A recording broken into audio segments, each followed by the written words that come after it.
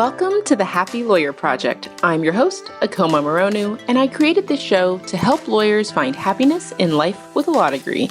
Together with my guests, we provide the knowledge, skills, insights, and inspiration that you need to find your happy. Hey there, lawyers. So can you believe that we are almost halfway through the year? So for those of you who've been following along for a while, you know that every quarter, my husband and I get together and we do these couples alignment retreats where we talk about our goals, how things are going, and we align that with our financial situation, how much money we're making, how much money we need to be making, saving, etc., to reach all those goals. And so we are currently ramping up for our Q2 couples retreat. And I was thinking that we could possibly host a live workshop, like an online, maybe it would be a Zoom conversation or an Instagram live. I haven't decided yet, but we could do a live workshop where we could share with you guys how we prep for this couples alignment retreat, what we talk about, how we set our agenda, the pre-work that we do, and some of the lessons that we've learned along the way. But I know that a lot of you had interest in this in the past, and so I just wanted to see if this would be something that would be interesting to you guys. And if so, let us know on Instagram at the Happy Lawyer Project, and I will put something together for you guys at the end of the month if there's enough interest. On to today's show. I am really excited. I'm always really excited, but I'm really excited this week to share an amazing conversation that I had with the lovely Ami Watkin. Ami is a former Big Law associate who left Big Law to start her own practice and then also discovered that she had a passion for coaching. And so she started working with a partner to build a coaching business. Let's go back a little. So the thing is, one of the things that we all struggle with as we transition through the different seasons of our lives is how do we as people reconcile our beliefs about ourselves and our identity and who we are with the person we're becoming and the things we're leaving behind. So one of the reasons I wanted to have Ami on is that she's a fellow adventurer, dream chaser, and she shares my interest in these conversations about how we define ourselves and our self-worth. So I really hope that you guys will enjoy our conversation while we explore these really important topics.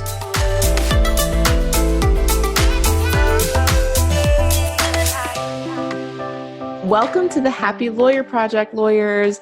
Welcome back. So happy to have you here and super happy to introduce you to today's guest. Ami Watkin is here tonight to chat with us about all sorts of things. And I suspect that this is going to be a slightly broader conversation than I usually have because there's so many things I want to talk to her about. But before we get to that, Ami, welcome to the show. Thank you so much. I'm so thrilled to be here and chatting with you. Well, after that sort of vague introduction, I think it'd be great if you could start by sharing a brief description of who you are and what it is that you do. Absolutely. Happy to. So I am a leadership coach and a corporate attorney, and I'm the co-founder of the Integrated Hustle, which is a business that provides coaching and small group training and workshops to women who are ready to cultivate resilience and become the most impactful and powerful versions of themselves. So through that business, my business partner, Lena, and I work with clients to wrangle with questions of identity, personal narrative, and some of the emotional parts of work. And we really work with you to help you become a stronger, more integrated version of yourself. So this is why I said this might be a broader conversation than usual, because I want to touch on all of those things and we have so little time. So I know. Let's start with kind of what drew you to coaching. I mean, you're a corporate attorney and you have your own practice, if I remember correctly. And that's right. You left kind of Big Law to start your own firm, and then you also started Integrated Hustle. So what about coaching was interesting to you? Yeah, so coaching really caught my attention a couple years ago when I was at a networking event and met a coach who'd had a really successful and lengthy career in business development and had transitioned into the space of executive coaching. And as I was speaking with her and she was speaking with so much passion and clarity, I had this light bulb sort of dimly go off above my head and started thinking, this is something I could be kind of into.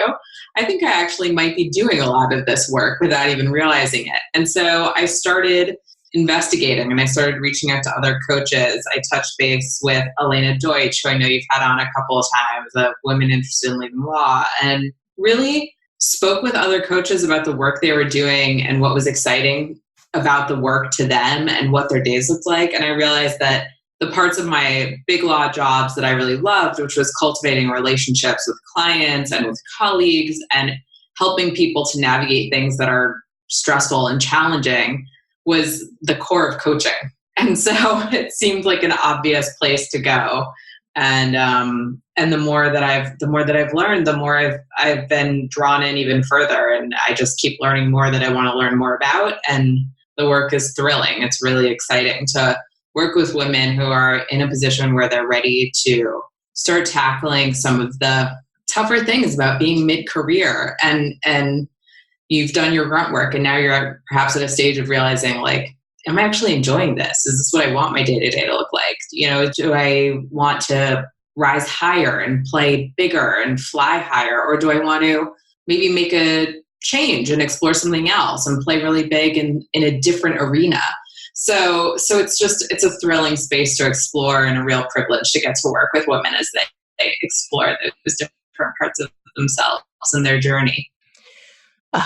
That's such powerful work. And I myself am someone who's worked with a myriad of coaches for all the different reasons. I'm a firm believer in coaching, but for people out there who are unfamiliar with coaching, or who only, think of coaching as like athletic coaching, how do you define coaching, or, think about the work that you do? Yes, that's a great question, because I think it is this field that's sort of squishy. And I think there's many coaches out there and everyone means something different. So to me, coaching is working with my clients to really hold space for them and work with them to examine how to take action and move forward and move closer to where they want to go on their terms. So that is the critical element.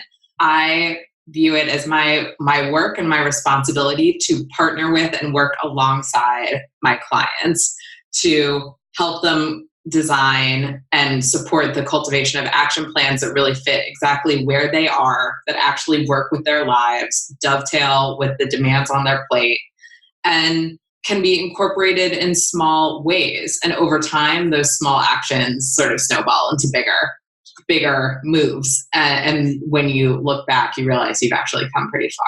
So to me, that is the work of coaching. It's holding space to examine where you want to go, take a really hard look at some of the stuff that might be scary, and have an ally and support system to walk alongside you.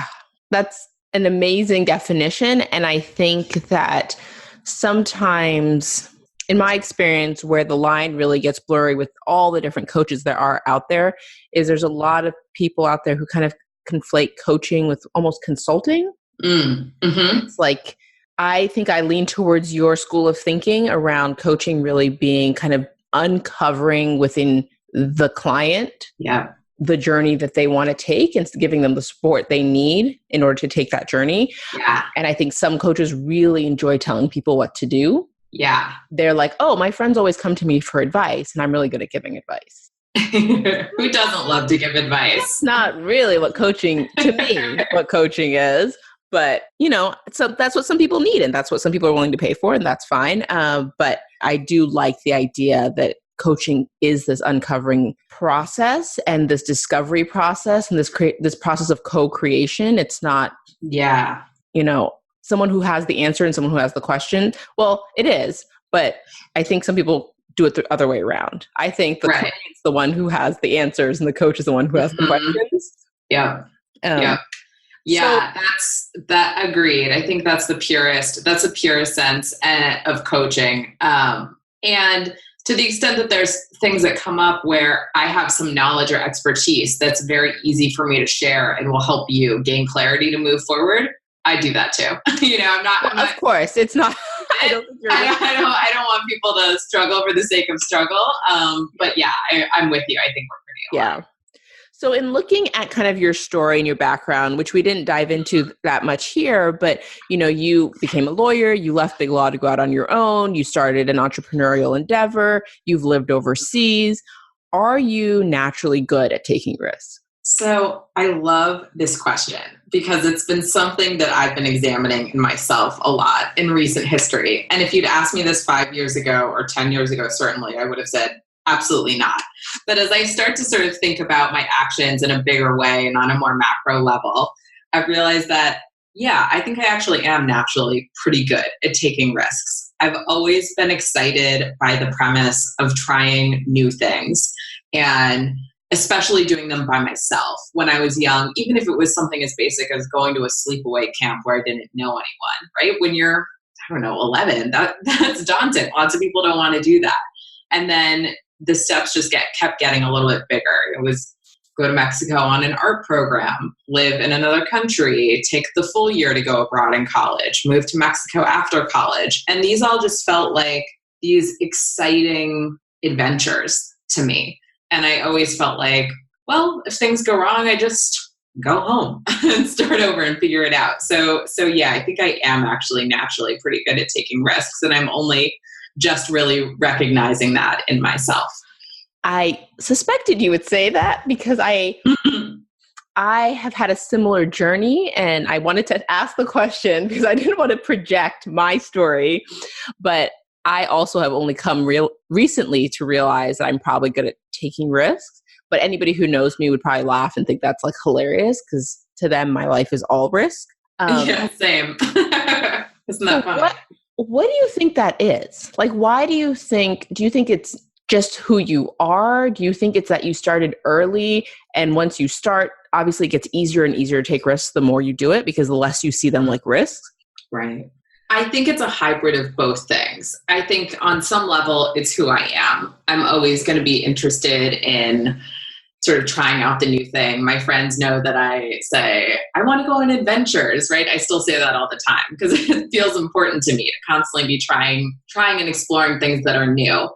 And I think especially in the more recent history, I have really flexed and worked on my bravery muscle. And I've done a lot of work on examining whether the things that I, in the moment, was really afraid of and that really scared me, things like giving notice at my last law firm, right? And pushing send on an email to everyone I knew, telling them I was starting my own legal practice, stuff like that. I was really afraid of things that I can't even fully articulate to you. I don't know what it was that I was afraid of. And in truth, it's sort of like that idea of monsters hiding under the bed. Like they're there, but I don't really know what they are, but they're definitely there. And they're definitely trying to eat me. And so I learned every time I did something that was really scary, in fact, there wasn't a monster there and the world kept turning, life carried on.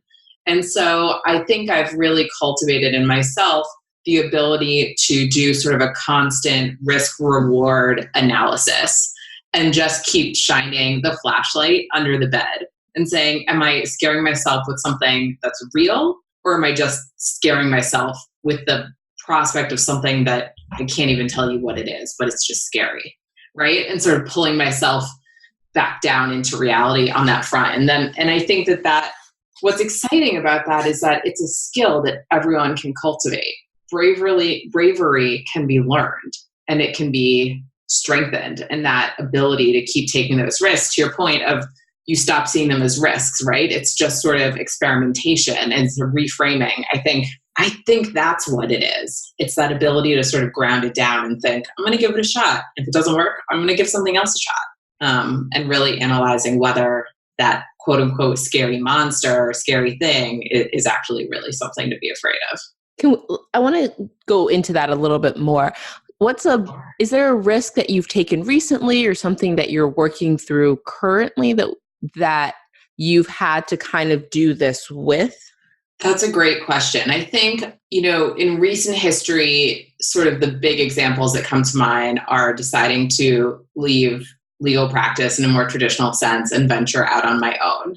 And it actually, even if we take that a step backwards, the thing that I was most afraid of was telling my parents that I was doing this, because they had very kindly given me a lot of support through law school and bar study, which I'm sure is probably the worst part of law school.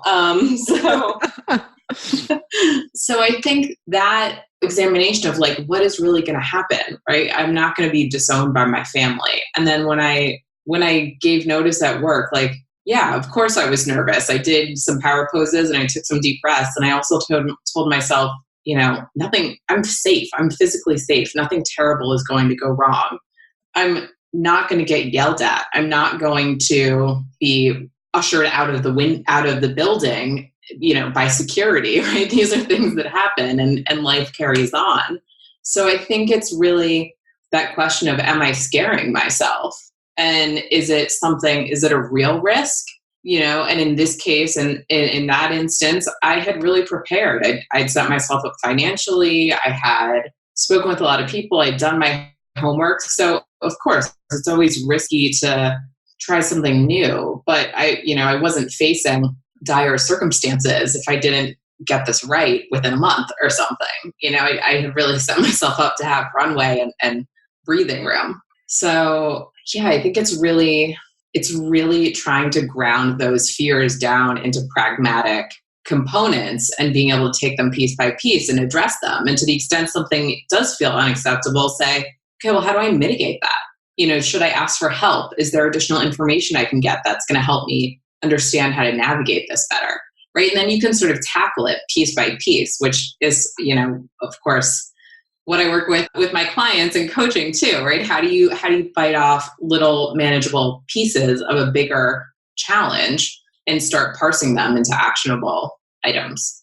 I think that's a fantastic approach. And I think that especially for people who get really, really turned off and like kind of stuck by how daunting the task ahead of them is. But the piece that I really want to get your feedback on is the research piece, because I think so many lawyers think they can mitigate every risk. And if they just research long enough, and if they just plan long enough, eventually it'll be a risk-free decision. Yes, analysis paralysis and decision overload and overwhelm. Yeah, it turns out you can never make something risk-free. But what you can do is take yourself away from the glowing rectangle that we all stare into, whether it's in the form of a computer or a phone or what have you, and start talking to other humans who've done something similar to what you are thinking of doing, and get their real life experience and insights into how they did it, what was hard, what they wish they'd known. And then take that information, bring it back to your drawing board and hold up what you've learned against what you're trying to figure out. And then decide, okay, do I need more information on how to revamp my resume to make it more palatable to pivot industries? Or do I need to explore more about privacy? It turns out I'm really into privacy, and I think that could be an exciting thing to explore. And there's some sort of quasi-legal roles in privacy, but I haven't really done anything about this. How do I get more data, right? And so you can never make it risk-free, but what you can do, and what we do as lawyers, is try to make it the most informed decision possible. And you can't make it risk-free, but you can mitigate by taking informed action and drawing on the experience of others. Because in my experience, you can research until the end of time. You can Google, read every blog post in the universe, and it is never going to have the value of talking to someone who's actually just lived through a similar experience and can give you their insight. And no single person will be the be all end all, but one person can lead to another person. And slowly you're gathering data, you're gathering data points, and you can start putting that together and synthesizing it and have a much clearer picture of what you want to do next. The really nice thing about the talk to a person instead of read a book kind of approach is it also starts to build up your support system and your network and Absolutely. Of people who've done it before. And I think you can read 50 books and know everything there is to know about how to have the perfect diet and still have never changed your diet. But if you've talked to 50 people who have really changed their diet and really changed the way they eat, and as a result improved their health and it's changed their life, they're going to support you. They're going to check in on you. Not every one of them, but along the journey, you're going to meet people who are really invested in your own development. And I think that's so powerful. Absolutely. I mean, the power of connection and community and investing in cultivation of relationships cannot be emphasized enough, right? It is just so critical to building a happy and fulfilling life, and certainly a happy and fulfilling career. And Yeah, I mean, there's always a disconnect between the words on the page and how things actually shake out in real life. And so it's just so critical, and it's something I emphasize so much to anyone and everyone, that the best thing you can possibly do in exploring all these different options, and potential career paths or moves, is to really speak to people and listen. Really listen. Ask questions and then listen. It's kind of amazing what will come out of those interactions. Since starting the podcast, I have become much more attuned to how difficult it is to really listen. I think that as humans, we have a tendency to be in our own heads and to kind of have a conversation already that we're kind of leading the conversation because we know what we want to get out of it and we know what questions we want to ask. And one of the things I've really had to develop, and I think is a skill that people should consider really trying to develop in themselves, is really just letting the conversation unfold, because you're listening to what the person is saying, what is interesting to them, what sparks joy in them and that you really want to dig into, but also what is exciting to you, and not just kind of checking off a list of pre-prepared questions that you've asked every other person at every other informational interview. Yeah, I absolutely agree. I read somewhere that if you are sitting in a conversation anticipating what you're going to say next, like, you're not listening. You're not hearing what's coming at you. It is really a skill to listen deeply and feel into those areas of energetic spark, that in both the other person and yourself, and to feel into those areas of commonality and connection. And, I think also in today's world, we very rarely give our undivided attention to anything. And so to give anyone your undivided attention with your phone in your bag and out of sight, right, and your computer closed, and really, whether it's on the phone or in person, really be there with whoever you're connecting with. Really interesting information will present itself, and the opportunities to learn more are going to feel so obvious, and it's going to be such great fodder for a compelling and dynamic conversation. It's so good. I want to dive into transitions and how transitions work, because one of my theories is that a lot of what the transitions people struggle with the most, this is how most transitions are, is you feel like you're just starting to get something and you realize it's time to go to the next level. So you're going to have to start over. And whether it's, I was a law school student and I was really good at school, and now I have to become a lawyer and I don't know if I'll be good at that. I was an associate and I was getting pretty good at being an associate, and now I have to decide if I want to be a partner. Right. And there's this fear of not being able to succeed at the next thing, but also knowing that your time at the current thing is coming to an end. So you kind of feel this ticking time bomb, and you feel like you have to jump, and people panic. And I don't know what are your thoughts about kind of the feelings or the experiences of people as they transition through their careers? Do you find that it's mostly that there's a lot of anxiety around transitions? Is there a lot of fear of change? What is it that people are trying to navigate through when they're going through these transitions? Yeah, so there's a lot of things that come up. I mean, transitions are pretty inherently tumultuous, right? And when we're under stress, it triggers, I don't want to say the worst parts of ourselves, but sort of the most primal parts of ourselves, right? Our ability to sort of tap into our biggest strengths and our most analytical, rational beings and most intuitive beings is diminished. And instead we can end up in an extreme scenario in a fight or flight style approach, which is not a great place to be making any decisions from, to your point about panic. I think what really comes up in transitions, and especially with that question of success and will I be good at the next thing, there's tons wrapped up in it. But the big thing that's coming to mind right now as we talk, and that's jumping out at me, is this question of identity. Who have I been and who will I be? Right? Who do I have to be good at this next thing, to be quote unquote successful? how do I write that next chapter? How do I become that next version of myself who's going to be the baller partner and really kill it in business development and be a strategic advisor and trusted partner to clients? How do I navigate moving to the business side?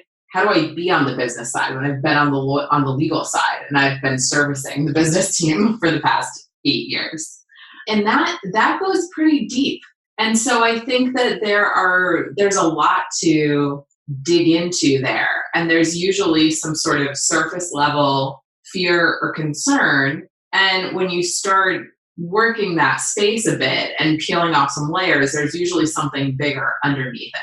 There's some underlying concern or some lingering fear that we don't like to talk about because it's scary to say it out loud, whether it's who will I be if I'm not successful at this? Where will I go next? What's going to happen to me? Right? That's scary. That's daunting. So, I think really connecting back to all of your lived experience and all of the great lived data that you have that can bolster you and give you confidence in your ability to do this next thing. Right, to your point of I've been an associate, how do I learn how to be a partner? Or I've been in a firm, how do I learn how to be a general counsel or an associate general counsel? Right? Look at all you've done that's gotten you to here. Why wouldn't those things work in your next phase? Right? On a very basic level, you can start to draw there. And then I think when that panic sets in, it's really time to slow down instead of speed up, which is pretty counterintuitive and pretty tough to do. But that's really where you reconnect with what really matters, what's really important to you right now and in life overall. And how do you start honoring those real deep values in your short and long-term decision making? And if that still isn't making you feel brave, call on other people and borrow their courage. Listen to the podcasts that make you feel like, well, if they can do it, so can I. I think there's so many ways that we can bolster ourselves and position ourselves to take leaps and take small leaps over time that turn into bigger leaps. So I think it's really wrapped up in who do we want to be and who do we have to be and what lets us be our very best. And as you start to work in that space, things can become really clear and opportunities can reveal themselves and things that it's time to let go of can become pretty clear too. What I am really hearing from you is that transitions require a degree of self-awareness and self-reflection. Yes. Do you have like a practical way you have your clients work through this, or is everybody kind of different? Like, are you someone who's like, write it down? Are you someone who's like, go meditate? Are you someone who's like, go outside? Or does everybody's process kind of have to evolve based on their own kind of personal preferences? Yes and yes. I think fair enough. I think it is super personal, and what works for me might not work for you, but I think a practical exercise that almost anyone can put into play immediately in stressful moments that are discrete throughout the day and on an ongoing basis to help navigate some bigger transitions over time is a hybrid of a gratitude practice with a breath practice. So I'm sure you've heard about gratitude journals, and there's mountains of research around positive psychology and the positive benefits of taking time out to express and think about your gratitude for all things big and small. And the other thing that really is profound in our ability to sort of regulate our body and our minds in turn is breath, right? Controlling our breathing, slowing down our breathing. And one thing I've learned recently, which just really resonated with me and I think is so effective, is to combine the two. So basically, you think of one thing that makes you smile. And then this does not need to be something profound and huge. It can be really small, like that puppy I saw walking down the street on my way to the subway, or that wonderful moment when I was sitting outside in the sun yesterday and drinking a cup of coffee, or it could be something big, right? My kid, my partner, my family, what have you. And then from there, set a timer on your phone or whatever for 4 minutes. If you're feeling ambitious, go for 5, maybe even 6. And what you're going to do is really just connect with your breath, control it, slow down, and do steady inhales. And on your exhale, think of that thing that makes you smile and let that feeling inhabit you. Let it flow through every ounce of your body and your being, and hang on to that smile in all of your exhales. And do that for 4 minutes until your timer goes off. And that practice really can slow you down and center you in a pretty profound way. And the moments after a breath work like that can tend to bring a lot of clarity. So I would advise keeping handy Post-its, a journal, your phone, if you want a voice memo, if you want to type off things in a note on your iPhone. And in those moments right after you come back into reality and open your eyes, think about like, what's coming up right now that I can take action on? What's important in this moment? And don't let this become some monster to-do list that is then in and of itself stressful and daunting and horrible. Really limit it to one, maybe two things that you can do right now to help address whatever concern is coming up for you. And give yourself those small wins. And over time, those small wins start to add up into something much bigger. Oh, I love that. And I probably don't do enough breath work, but I feel like I want to go do that right now. But yeah. Before we move on to the next segment, I had a question that came to me while we were talking through that. And that is, we've talked a little bit about identity already and kind of how there's so much power and value in kind of living a life that aligns with who you are. Yeah. And I think that for a lot of people, they think who they are is what they do, kind of what you were referring to previously. Like, yeah, who they are is so aligned with what they do that to tell them to do what is aligned with who they are is confusing because they're two of the same.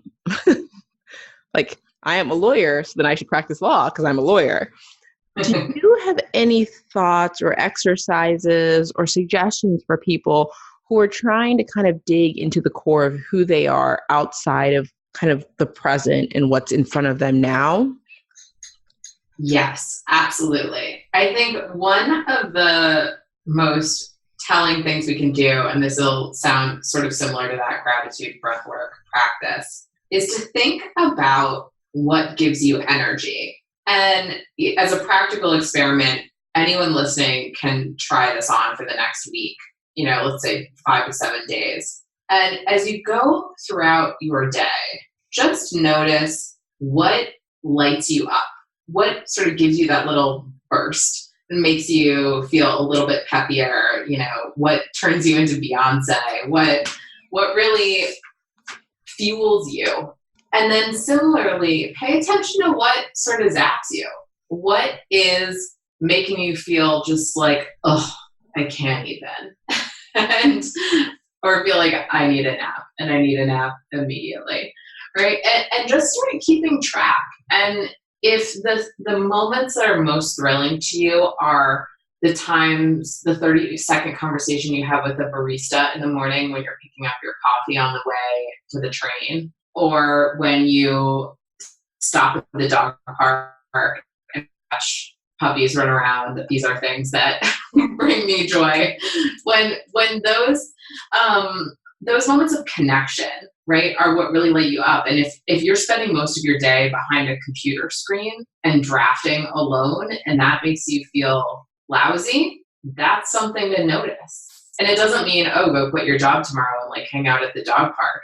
But it's really helpful data to investigate, sort of in line with this whole process of continuing to research and talk to people. Start thinking about how could I add in more connection?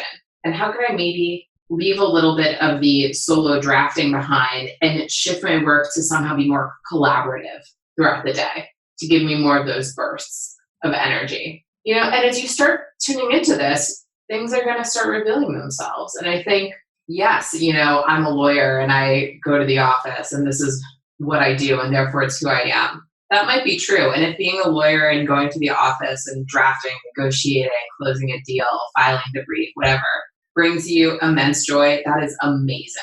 And if it doesn't, there's so many other ways to be a lawyer in different ways that fall outside of that really traditional path, whether it's in a company doing something that's a quasi-legal role, what have you, or exploring something else altogether. There's ways to leave the law if that's really what's going to make your heart sing. And so I think it's really just starting to be honest with yourself. The thing I want to highlight about what you said that I think is so important that people remember is that it's not an intellectual exercise.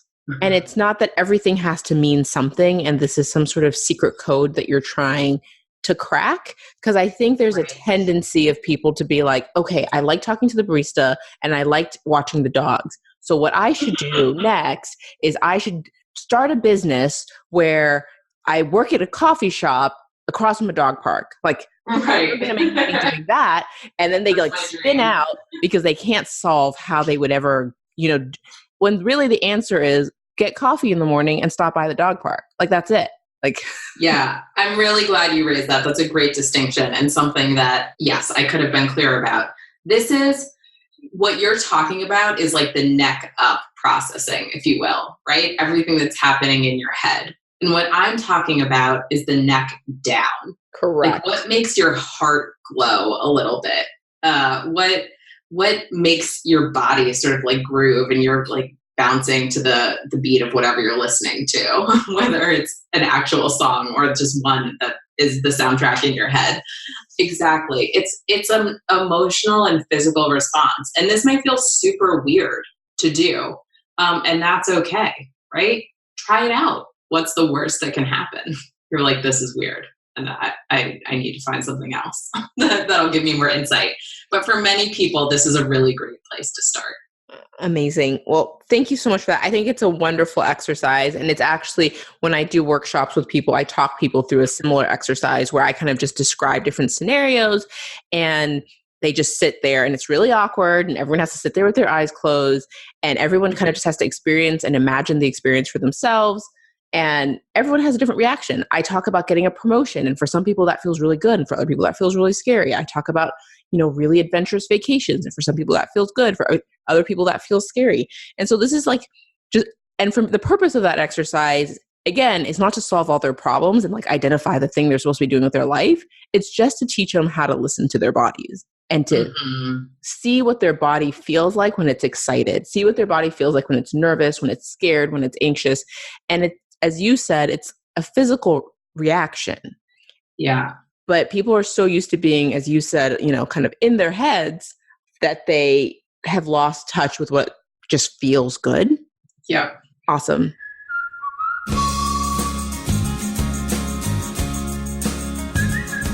Well, I am going to transition us now to the second segment of our show. Sure. Which is called the Happiness Hot Seat. And this is a quick fire round of questions. And each and every time I try to hold myself to making it quick fire. So we'll see how this goes.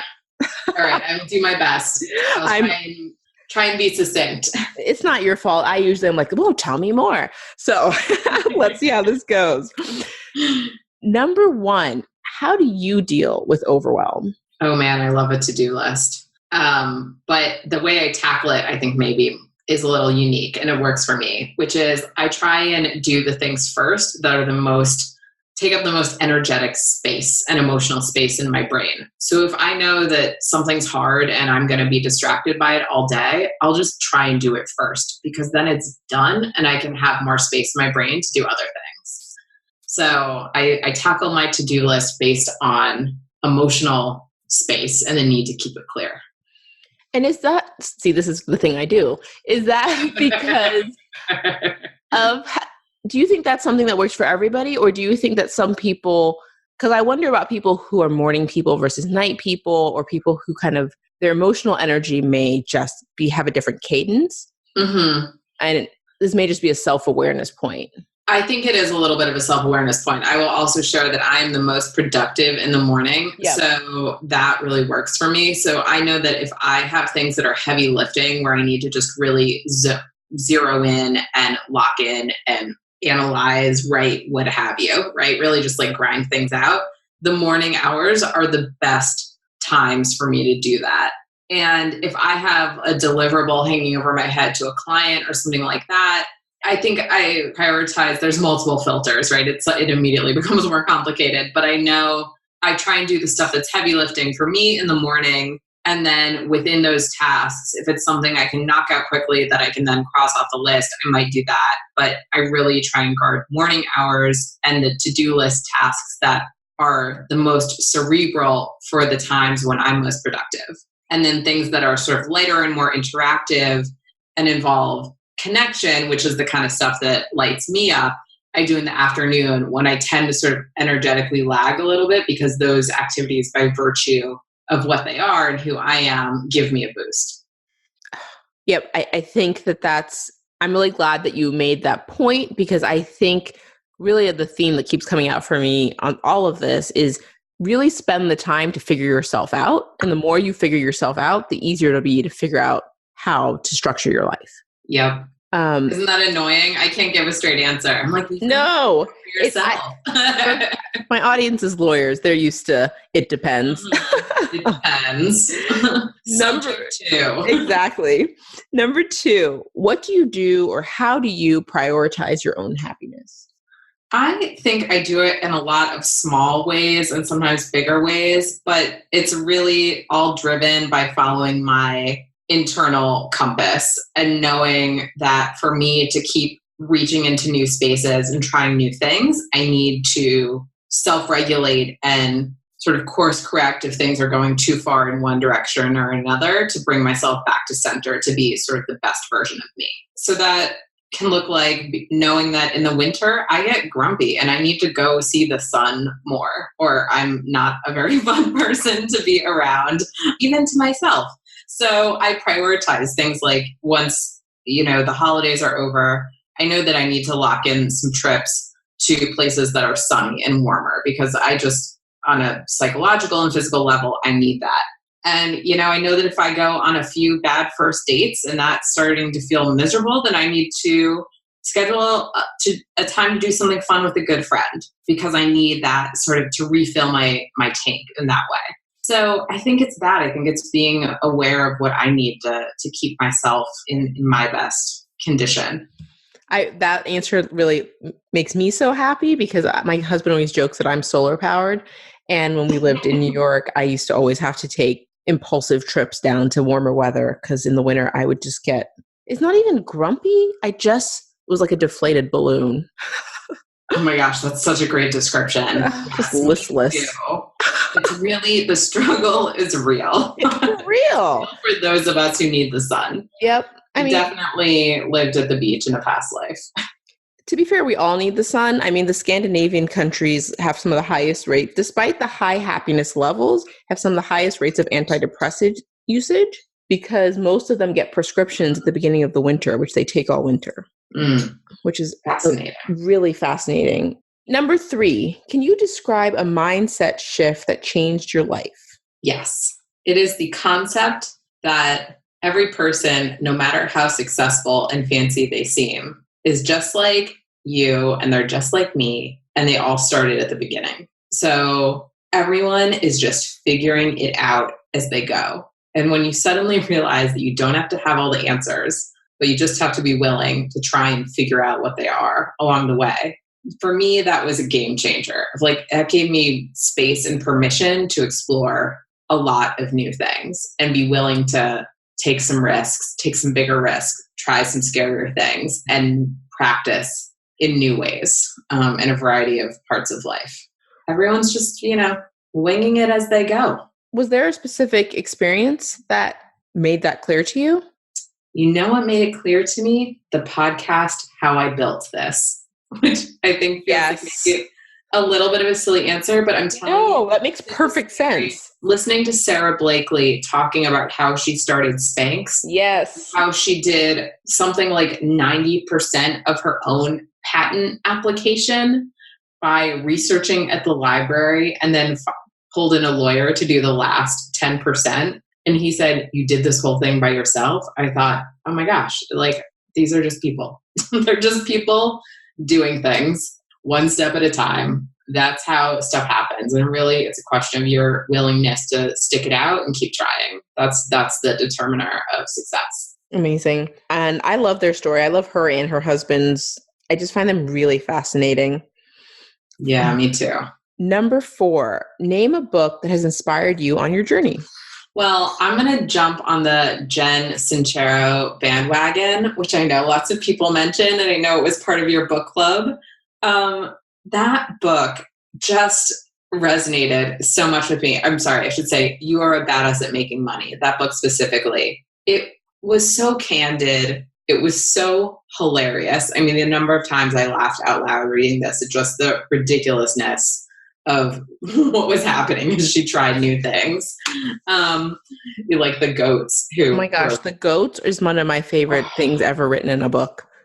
I died. I read it so many times and I read it out loud to people around me because I just couldn't handle it by myself. It was just so funny. My husband always says to me, be the goats. Yes, be the goats. Coincidentally, I'm also energized by spending time with baby goats. This is not a surprise based on things that I've revealed thus far in the podcast.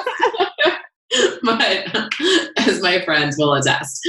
But yeah, I mean, I just love the message because basically it's like, cool, you want to do something new? Guess what? You have to do something new and you're going to be really uncomfortable. And oh, cool, you're getting comfortable? Cool, guess what? It's time to be uncomfortable again. We're going to keep trying this. And like, you with me? We're going to keep doing this. Are you comfortable? Let's get uncomfortable.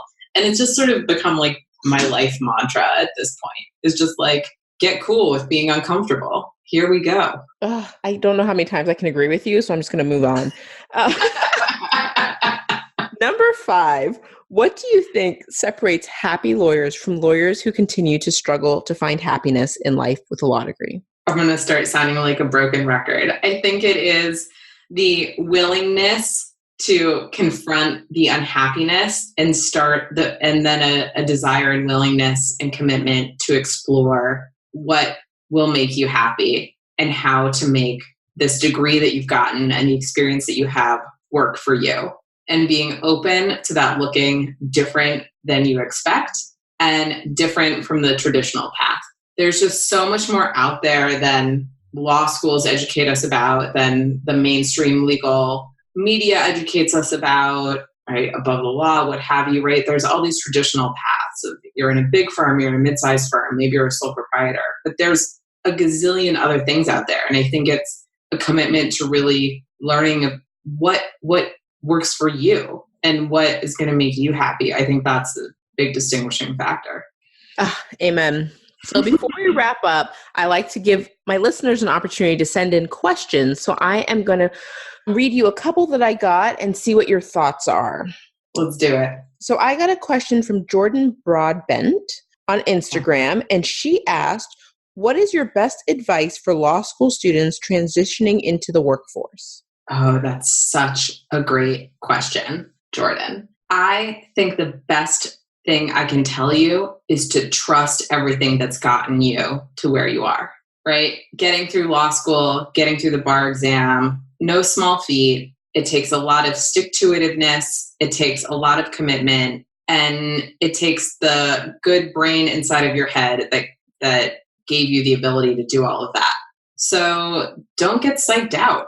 Believe in all of the abilities that you have and just start chipping away. Everyone started at the beginning. And for the love of God, ask what the actual deadline is. Do not just make it up. Please also always have pen and paper. Yes. Sorry. The number of times interns come into my office and just look at me and I'm like, what are you doing? Let's recap for those in the cheap seats. Believe in yourself, ask what the real deadline is, and always have pen and paper. Thank you. That is what you need. That's really all you need. Mm-hmm. To be honest, I think that's if I was going to make a top 3 list, that's as close as you could get to perfect. Thank you. I have 2 other questions that kind of touch on similar topics, and so I wanted to throw them at you at the same time. One's from Carly, who's transitioning into the law at 30, and she wanted to know how she can deal with the fear of losing the time and the money she's investing. And the other is from Lawyered Magazine. They asked, how do you know when it's time for a change, and how do you silence your fear?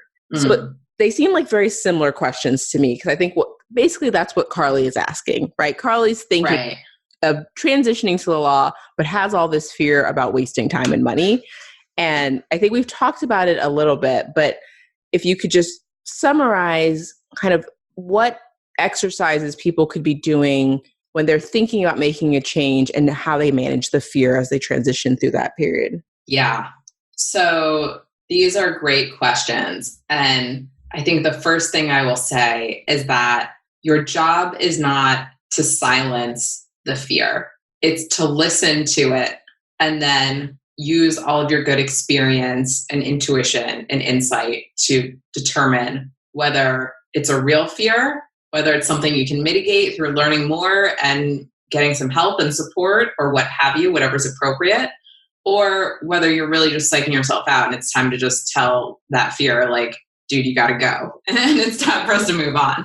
So I think that the best thing that you can do is listen to that inner voice, that little voice that, or the physical sensations that you're having. You know, if you are questioning whether it's time to move on, you hear all the time about burnout, right? There's all these articles about burnout and how it's an epidemic and it's leading to all these physical problems. If you are physically feeling bad on the regular, that's something to look at.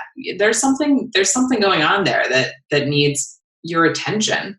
And I'm not saying hopefully there's nothing horribly physically wrong with you, but it's time to start asking the questions like, why do I feel like this? What's happening? How do I want to feel? What do I need to do to feel the way I want to feel? And if you're questioning whether to transition into the law and whether it's a fear of investment of money and time, I think the single best thing you can do is go. I don't know whether Carly is in law school already or thinking of going to law school, but go talk to lawyers who do what you think you want to do and find out what their lives look like. Ask them really basic questions like, what do you do every day? What's your schedule like today? What do you enjoy? What don't you enjoy? Right? What do you wish you'd known?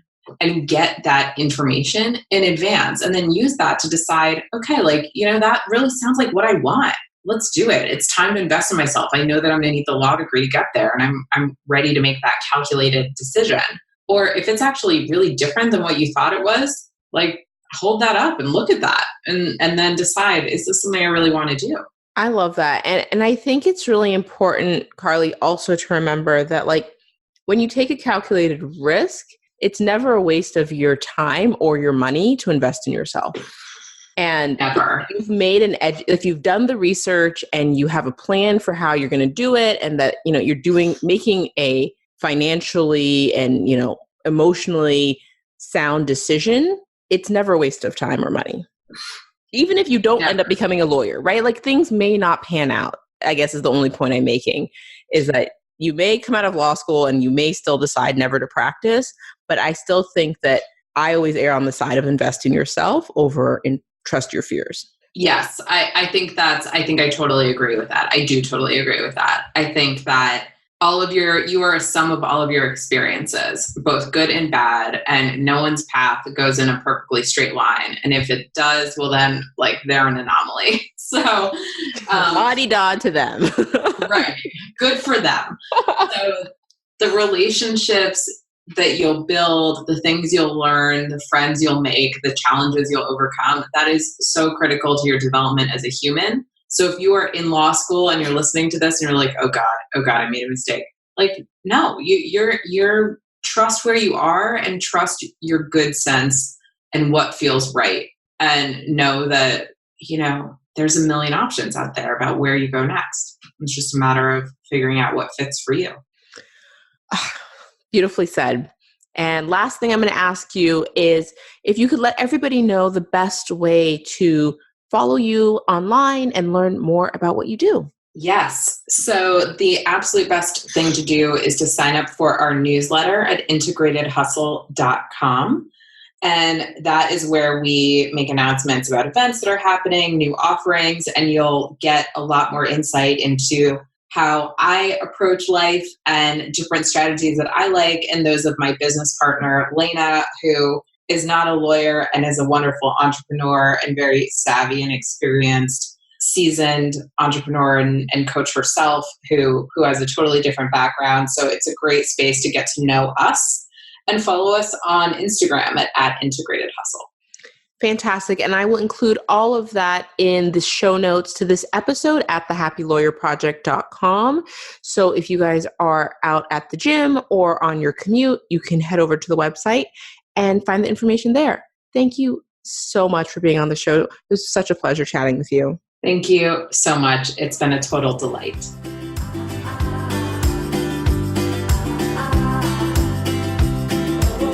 Thanks so much for listening. And if you got value out of this episode and you think there's someone else who might enjoy it, I'd love for you guys to share.